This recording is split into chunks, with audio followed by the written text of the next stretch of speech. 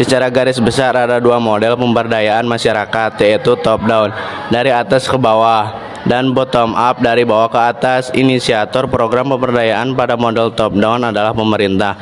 Oleh karena itu, peran pemerintah pada model pemberdayaan top down lebih dominan. Sebaliknya, peran masyarakat dalam model bottom up lebih banyak.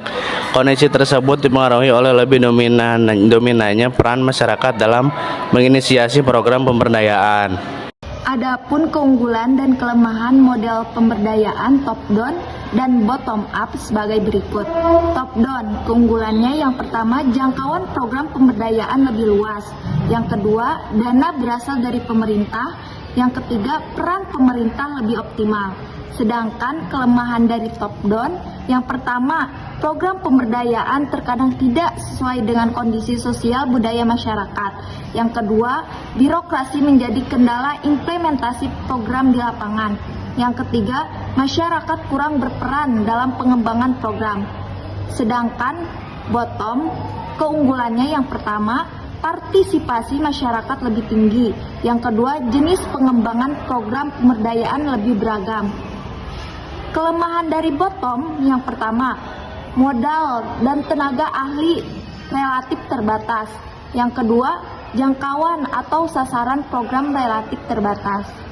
Adapun contoh aksi pemberdayaan komunitas di berbagai bidang sebagai berikut. 1.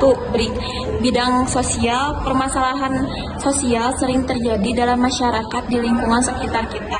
Sebagai contoh, kasus pernikahan dini, kekerasan dalam rumah tangga atau KDRT, kekerasan seksual, perundungan atau bullying, perdagangan manusia, serta masalah sosial lainnya.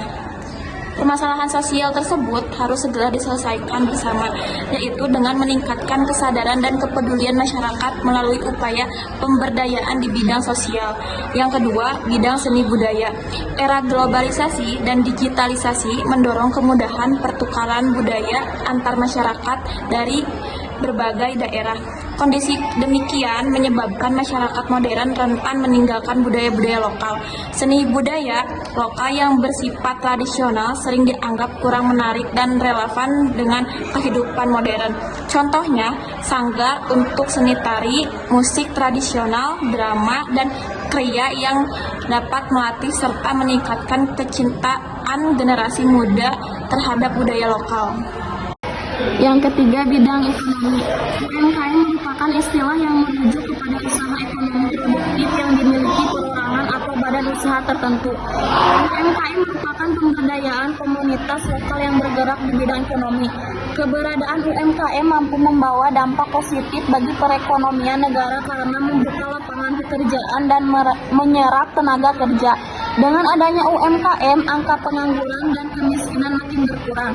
Contohnya, kalian dapat mengarahkan dan membantu dalam pembuatan iklan melalui poster atau video untuk mempromosikan produk mereka. Dan yang keempat, di bidang pendidikan. Masalah rendahnya pendidikan biasanya ditemui di wilayah-wilayah 3T, yaitu tertinggal, terluar, dan terdepan.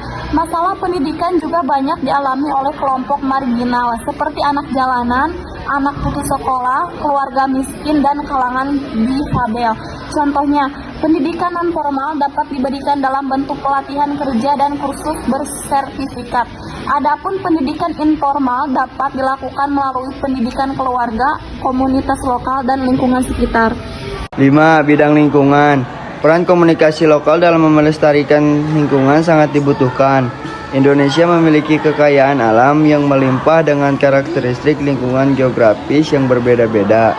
Kearifan lokal berupa pengelolaan potensi alam dapat dikembangkan menjadi aksi pemberdayaan untuk pelestarian lingkungan.